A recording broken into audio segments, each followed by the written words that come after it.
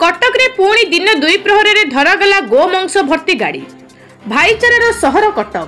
कटक प्रोफेसरपड़ा वज्रकबाटी रास्ता box train पाख मंगलबाग थाना अधीन दे सुहाना नामक एक mini truck number OD 05BZ4523 रे गोमांस और चमड़ा भर्ती होइतिबा गाड़ी रे चालाण करिबा समय रे स्थानीय लोके और विश्व हिंदू परिषदर कर्मकर्ता माने OD 05BZ4523 को अटकाई थिले।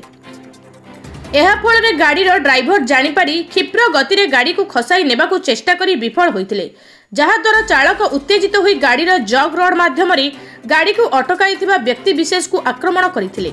सही समय रे आउ किछि युवक आसी चालक को आयत्त करी पुलिस प्रशासन को जिम्मा देथिले। पुलिस गाड़ी जबत करिबा सहित ट्रक चालक को गिरफ्त करी थाना को नहीं जाइथिले।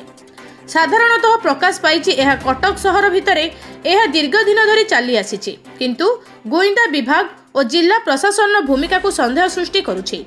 एथिप्रति राज्य सरकार को दृष्टि देबा सह विभागीय अधिकारी प्रति कार्यानुष्ठान नेबा पई साधारण लोकंक प्रकाश। कटकरू निवेदिता सिंह रिपोर्ट, सूर्यास्त न्यूज।